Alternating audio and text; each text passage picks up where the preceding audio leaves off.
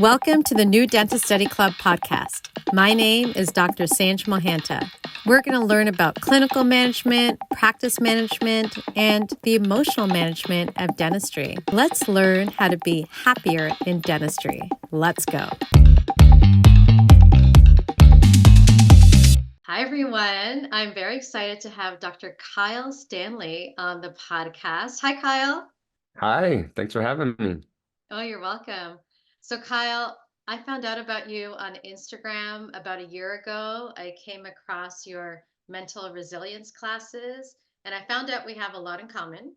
We both have a son and daughter. We both Yes, celebrate our dog's birthdays. that's right. Very And California thing to do.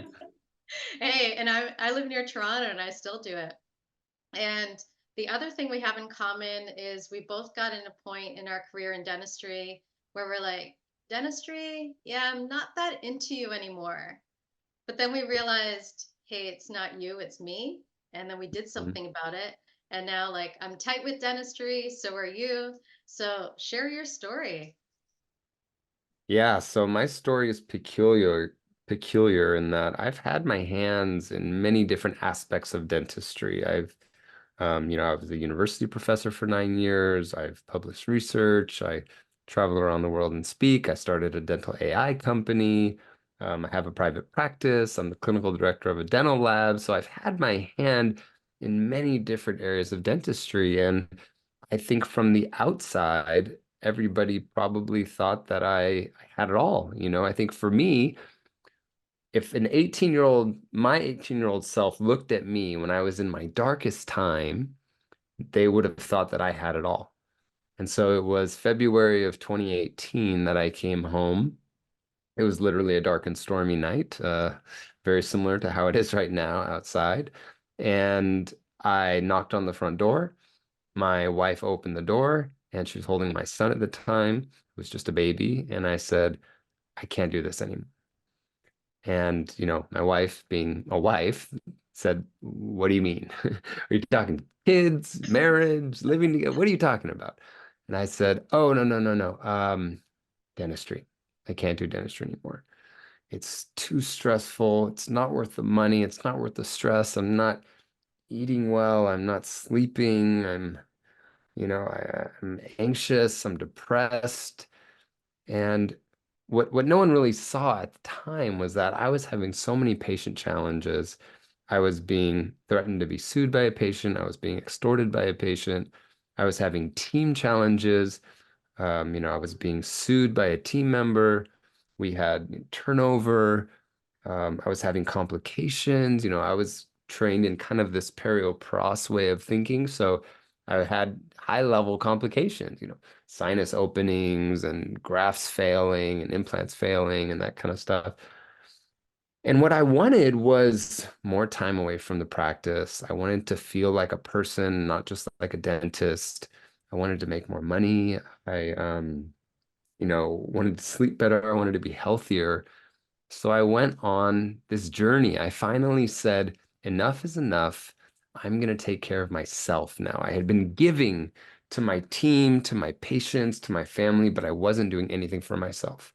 So, me being a researcher, I went on this journey where I went to PubMed and I started reading about why dentists are depressed and have anxiety and what it's like, the positive psychology and the psychology of overachievers and daily success habits. And I went on this journey, and within, a half a year, I started to feel pretty good. And I remember thinking one day, oh, I'm actually getting better. And so I started speaking about this topic because I was being invited to speak about clinical dentistry 40 times a year. So I was talking about implants, smile design, digital dentistry, guided surgery. And I just started peppering in some of this topic at the end of like a 6-hour lecture. I talked about mental health for 10 minutes. And then afterwards, that's all anybody wanted to talk about. And I realized that our profession really needed this.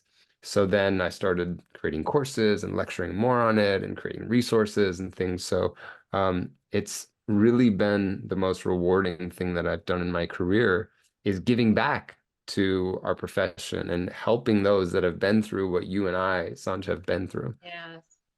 Thank you. That's quite an impressive story, Kyle. So can you give us some tidbits of like what changes you actually made in practice or the way you were thinking to be happier in dentistry? Yeah, the first part was really understanding what burnout is. I didn't really know what it was. And so I had to realize and look at the research and understand, okay, burnout is like this trifecta of being exhausted, feeling cynical, and feeling ineffective. It's like, in dentistry, we don't do a treatment unless we have a diagnosis first. It's Yes. similar to that too. Like I needed to diagnose myself. And I think many doctors that I've worked with don't really know what their diagnosis is. Many times it is burnout. And so I needed to diagnose myself. Then I had to go through and find all of the different triggers that triggered me. So this is, the back pain or patients coming in late or, patients saying, oh, I hate the dentist. Like all these little things, I had to just go through and write them down. Then it was the big mindset change. And the mindset change is realizing that my purpose in life is not to be a dentist. I can love dentistry. I can be passionate about it. I can be good at it, but it's not who I am. You see, dentistry had taken over who I was, and it was all consuming for me. And I'm still so passionate about dentistry. I still love dentistry, but I had to put it in its place because it kind of just absorbed me. It took over who I was. The next thing I had to do was work on my daily habits. So in my Light Side Academy course, we call this dreams, the dream sequence. So that's diet, relationships, exercise, appreciation, meditation, and sleep. Everything is research driven. And I'm a research nerd, so I always just go like to scientific research. And then the last part that I had to do, and again, this is what we do in my course, is practice management focused on mental health. You see, Oh, most people think about practice management on making more money. yes. And I was making great money at the time. I was still miserable. Once I changed my practice management for mental health, I was happier. And guess what? The side effect is that you make more money. Wow. Can you give us an example of what you did for practice management for mental health? Yeah, so little things like setting true expectations with patients. I didn't used to talk about complications with patients. I let them read the consent form, and that was like them understanding what was happening, right? Mm. Then if something happened, they were pissed off. They wanted me to do it for free. They, wanted me to get them in right away because they weren't really expecting that that was going to happen. However, when you change it and you start setting true expectations with patients and even under promising those expectations, things totally change. So let's give an example. I placed a lot of implants. So an implant fails. All right.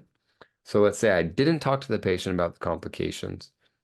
They call a week later after I placed it and say, hey, this is Susie, and that screw that Dr. Stanley placed in my jaw, I think it's coming out. Like, I don't think he knows what he's talking about. I paid so much money for this. You have to see me right away.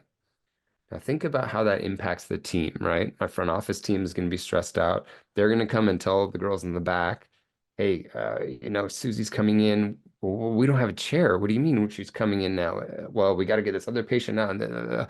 So everyone's stressed out, right? Now, let's say the same complication happens, right? The implant fails.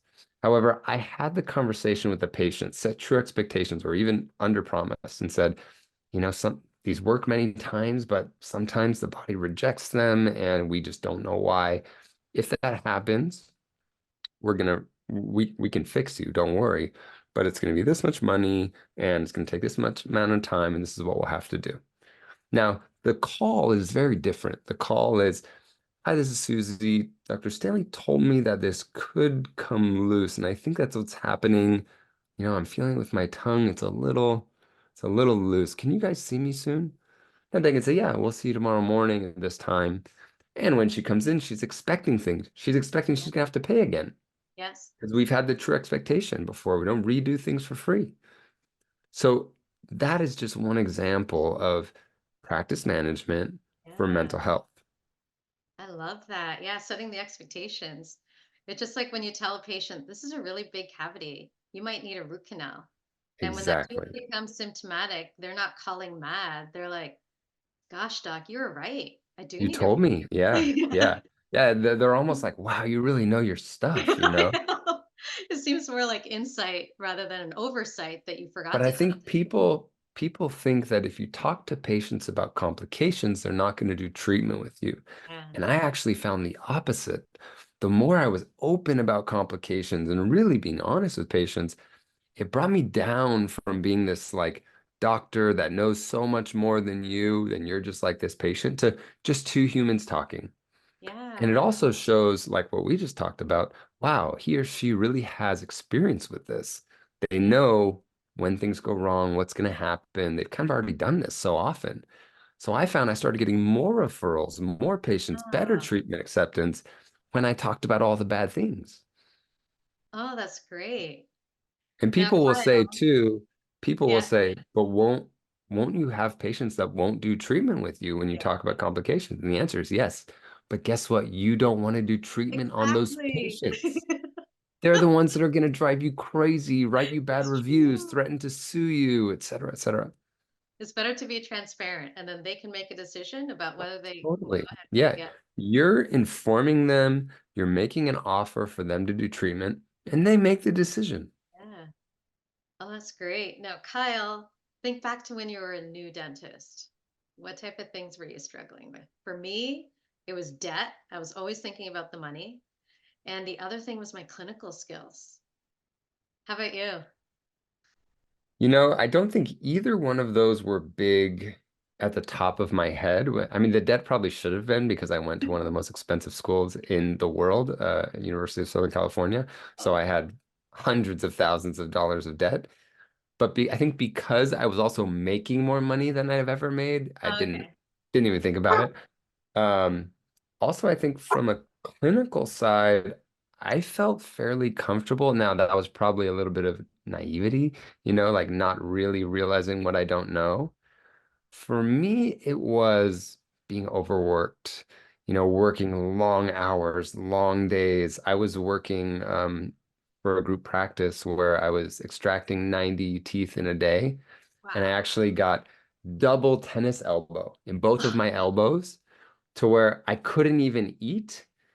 I had to eat like a dog, like put it on a plate and just use my mouth. It was pretty crazy. So it was definitely that. I also definitely struggled with communicating with patients. I had a hard time talking about complication, setting those expectations because I felt like I'm too young. I looked very young at the time. I would grow a beard just so I didn't look young. Um, I also had a weird time thinking about giving patient treatment plans that I knew I couldn't afford. Oh, That was weird for me. Like, treatment planning something that was $5,000, knowing like I have $3,000 in my bank account, like there's no way. And that felt very weird for me. I My first few years out were fairly good, actually. My burnout hit around 7 or 8 years out. Actually, I guess it started around 7 years, and really kind of the deepest part was around 8 years out of school. I think my first few years out of school, I was just so passionate and excited and realized how much there is to learn, but was excited about that. I wasn't really intimidated by that. For me, it came once I was a practice owner. That mm, was when the burnout really hit me hard, was like learning the business side as well as the clinical side. I felt like I was pretty good at the clinical side, which I think, good. I don't know, I had great mentors. Now, I made mistakes and I had complications and all this stuff, but that part wasn't where most of my stress came from. Oh, really? So how did you overcome that stress of asking people for money? Because I went through that as well. Felt so guilty, Yeah, especially with well, family forcing it for me, into I had to go houses. to the bottom. I mean, I had to go through the depths of depression and anxiety and Oh, burnout. in order to make it a priority. And I Mm. think for me, it became easier when I separated my purpose in life from dentistry. It became a lot easier because when my purpose in life was dentistry, that was just like, if they said no, then I took it very personally, or if they had objections to prices, then I kind of took it personally. But once you separate it and it's like, this is my job, this is what I Yeah. do for money. I'm passionate about it. I love it. I spend a lot of time doing it, but it's not who I am. That separation is all the difference in the mindset that needs to happen for so many things to happen, like the complications. Yeah. When I had complications, I sometimes took it harder than the patient did. I know what you I mean. would stay up for, a week, not thinking about anything else, not eating, stressing about it. And sometimes the patient would be like, okay, yeah, let's do it again. But I would feel so bad for them, or Yeah. even think about myself like imposter syndrome. Like, I thought I was good clinically. I trained under these great mentors and I read all this research and I watched this and I went to this residency and maybe I don't actually know what I'm talking about. Like, am I just some fraud? So I went through the same thing as you did. It was actually at the start of the pandemic when our offices shut down. And I was like, well, how can I be a dentist when I have no patients coming in? And Yeah. I felt like this huge loss of identity because I thought my Hmm. education is something that can never be taken away from me. Yeah. And one of the things I did after the pandemic is on my scrubs, it just says Sanj. Doesn't say Mm, Dr. Sanj, doesn't say dentist. I like Because that. yeah, I'm Sanj. At my core, I'm not a dentist. That's not what defines me. Yeah, that was a big turning point, I think, for a lot of dentists. A big point of difficulty for a lot of dentists, and this is when people were reaching out to me a lot, was their whole identity, their whole purpose in life was dentistry, and now they're at home for 6 weeks. What am I good for? Yeah. How can I contribute to my family if I'm not making money? How can Yes. I help my community if I'm not doing dentistry? And I see this many times with retirees in dentistry too. Even with my father, I saw this a little bit to where, he practiced for 45 years. And then after 45 years, all of a sudden, no patients, no team, no hygiene checks. Like, what do I do all day? What am I good for? And that is so important on why we need to make sure that we know what our purpose is in life. We know what our multiple identities are.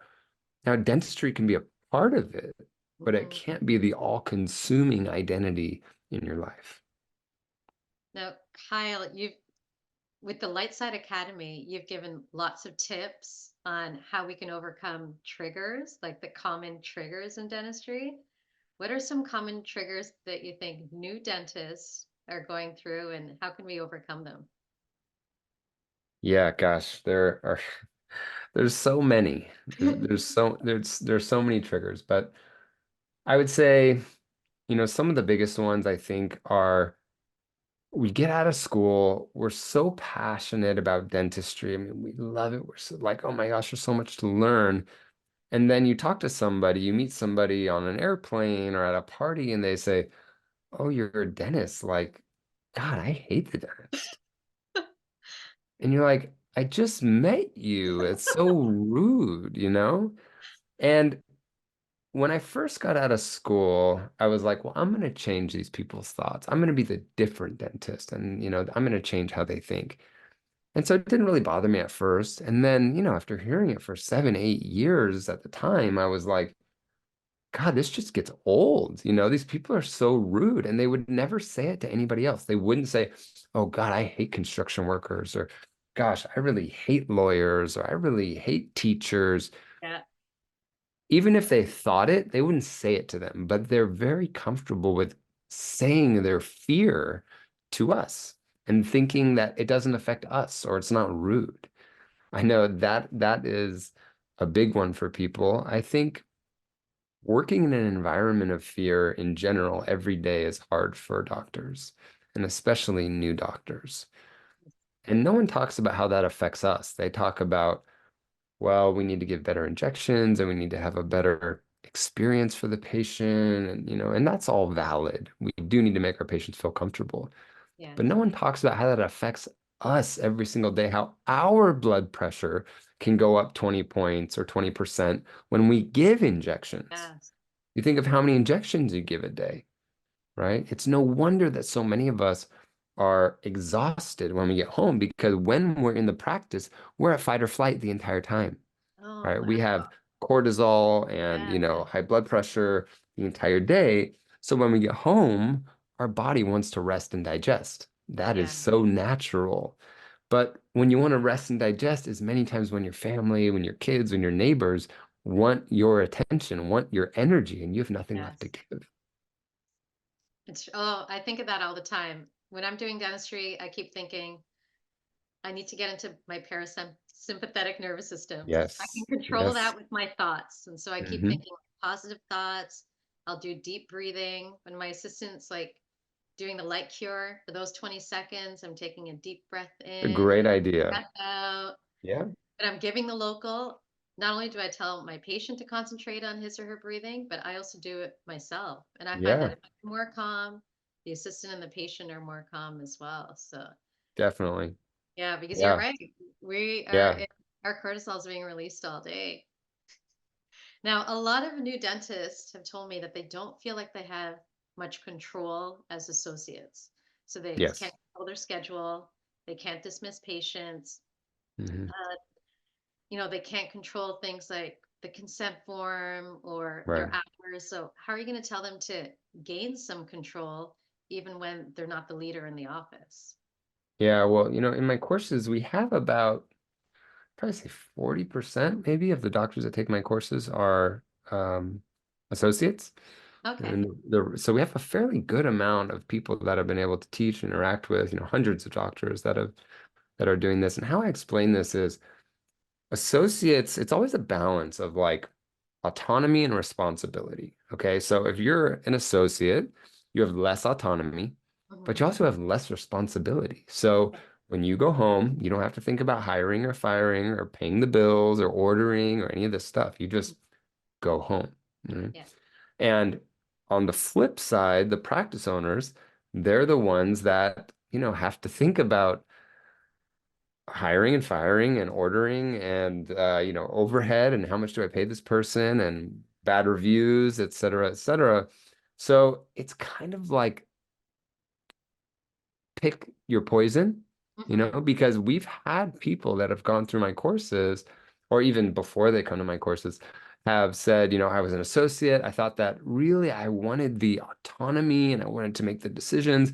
And they bought a practice and then realized, like, oh shit, this is freaking hard. Like, Uh, I I like just leaving and not thinking about anything else. And now I have to leave and think about all these other things and end up selling their practice again and become career associates. So I think that, you have to find the right associateship. You have to find an associateship that you can be open and honest with the owner doctors and, like not being able to dismiss patients, I think is terrible. I mm, think it's one of the biggest problems that dentists make is not dismissing problem patients. yeah. And if you feel like this patient is causing you so much stress and we always lose money on these patients. We need to be able to dismiss them. So I think you need to go to your owner doctor and be able to have that conversation. But I agree that that's one of the hardest parts with an associate. But associates need to realize that there's positives and negatives, you Yeah. know? The negatives are the autonomy. You don't get to pick what etch and what Yeah. prime and what bond and what composites and what implant system and whatever, what lab that you use. But when you leave, you can just leave. Yeah. And you don't have to do anything at home. Once you write your notes, you're done. And I was less stressed when I was an associate than when I was a practice owner. Oh, really? I was making less money and I was actually happier. So, any regrets opening up your own practice? No, definitely not Okay. now. I mean, I think when I was at the depth of my depression, my burnout, yeah, there was like, gosh, is this really what I was meant to do? Am I equipped enough to do this? I just needed I needed the tools, I needed the resources, I needed the mindset shift, I needed the thought processes. That was what I needed. And once I was able to do that, then now, I still am a partial owner of a practice, but I'm not there full time. Yeah.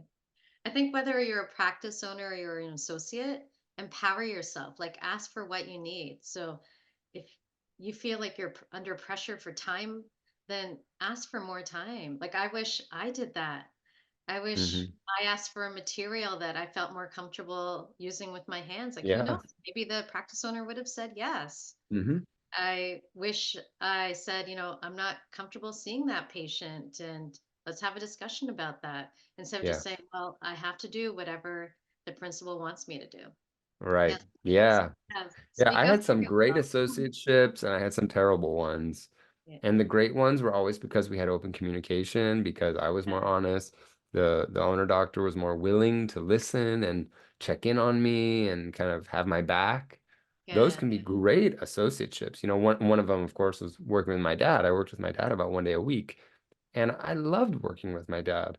One of the big things was he came in and said, like, what do you need? What do you need to feel Awesome. comfortable? Like, and I Yeah. said, well, I learned on this specific bonding system and this specific thing. He said, okay, we'll order that.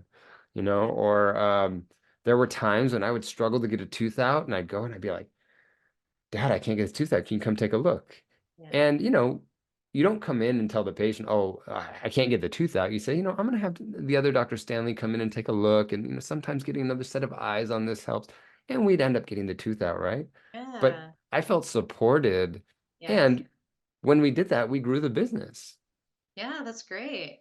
Yeah. So whether it's your dad or not, like ask for help. Totally.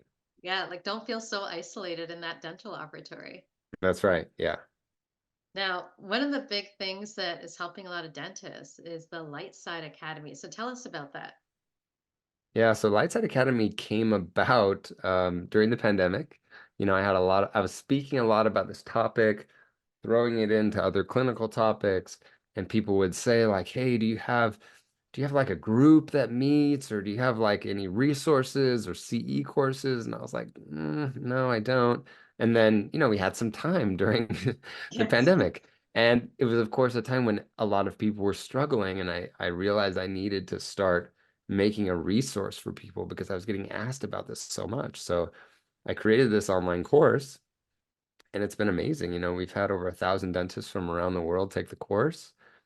That has spawned our Lightside Club, which is our twice monthly mastermind support group that meets over Zoom. And we have people from Belgium and Paris and Canada and Australia and I mean all over the Wow. world that are in this. And we do our Lightside Live as well, which is a 2 day course that I do with Dr. Martin Mendelson, who works at Spear Education.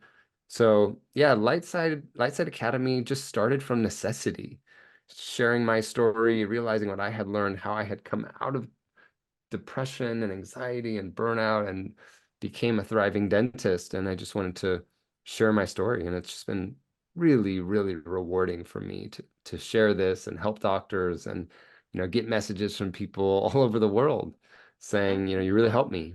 And I've really changed. I've done this, or I've moved, or I've changed practices, or I sold my practice, or I bought a practice, or whatever. Wow, that's fantastic. And I like how you call it light side. Yeah. That Yes. really that the name comes from really that the dark side of dentistry Yes. that I think not a lot of people talk about. Everyone talks about clinical dentistry and no one talks about the suicide, the depression, the Mm. anxiety, the burnout, the exhaustion, the mass exodus from our profession. There's a lot of dentists that are just quitting and doing other jobs. And I wanted to start talking about this and not only pun intended, but like shine a light on the Yeah. dark side, but show people that there is a light side of dentistry. There is a way of practicing, having open communication, loving coming into the practice, not dreading coming into the practice, having this like family balance or, work-life balance with dentistry, which doesn't happen too often if people don't make it a priority. So I just wanted to show people that it was possible. Oh, that's great. For those people who are listening and watching, if you're in the dark side of dentistry, the first step is to just talk about it. That's what opens up the light. There's no shame that you're Yes. struggling. Like we're all Hmm. struggling in dentistry. But if we all start talking about it, there is no dark side. It's all light because we can all Yeah, overcome any of the problems we're having in dentistry. that's right. In my live courses, when I ask people to raise their hand if they've experienced any of the symptoms that I show on the screen, whether it's feeling overwhelmed or having patient challenges or team challenges or anxiety, depression or burnout or suicidal ideation, something like this, 90% of the room raises their hand. Jeez. And, I'm sure there's another 5% that just didn't raise their hand. So when you think about it, the norm, like you're normal if you've gone through problems. You're Yeah, actually abnormal if you haven't gone that's through true. problems in our profession. And you're exactly right when you say we just need to start talking about this and make this part of the curriculum. Like Yeah. my goal is that a course like mine or someone else does a course doesn't have to be my course becomes a standard that every 2 years you have to take like 1 hour of mental health training. That's it. Oh, Just one. I think would be a huge great change. And then idea. eventually, let's maybe say that it should be 10% of our continuing education courses, but just something that people can constantly check in, have something to talk about, be reminded of some resources, of some daily habits, because I don't want this epidemic in our profession. I want dentists to be happy and healthy and thriving and be at their kids' soccer games and, Yeah. take their husband or wife out to dinner, once a week. Like, I don't want to hear about all the suicides that are happening. Yeah. So I'm putting a lot of effort into this. Oh, I love that. I'm gonna take that call to action and advocate for that within my own province of Ontario to make that mandatory for Yeah. relicensure is that you have to take 1 hour of a mental health course. So thank you for that, Kyle. So besides all the things you're doing in dentistry, the speaking, your practice, all the fantastic dentistry that you're doing, what other things that you do? What other things do you do?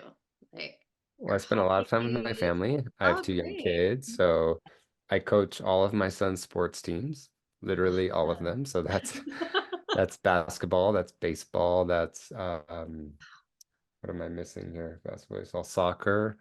Um, yeah, so I coach those teams. We like to go to the beach. We live by the beach, so we like to go to the beach, at least once or twice a week. Oh, that's I do Brazilian Jiu-Jitsu, so that's a big passion of mine currently. I like to stay healthy. I like to surf. So those are some things I do.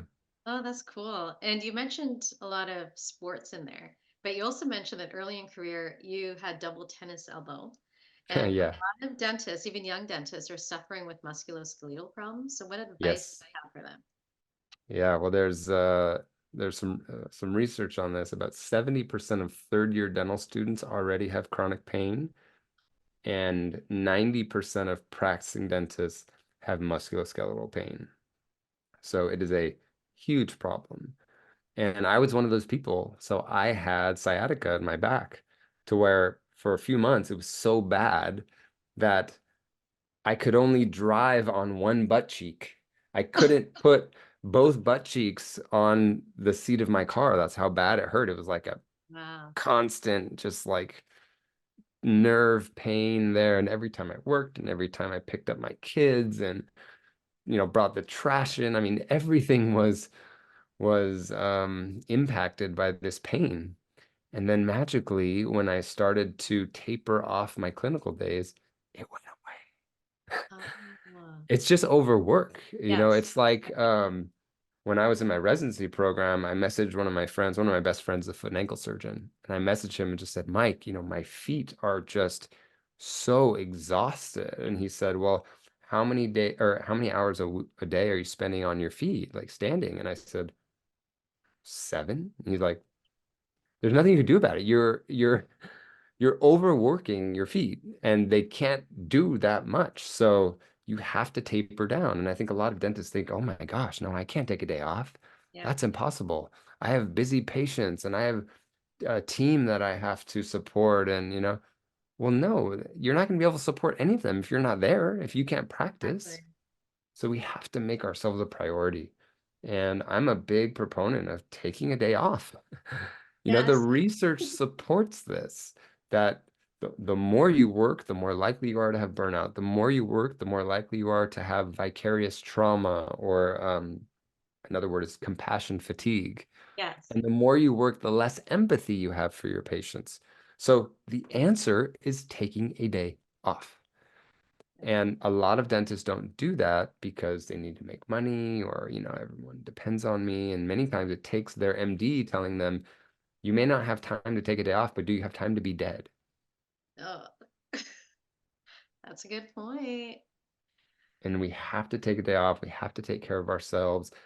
Think about ourselves like elite athletes.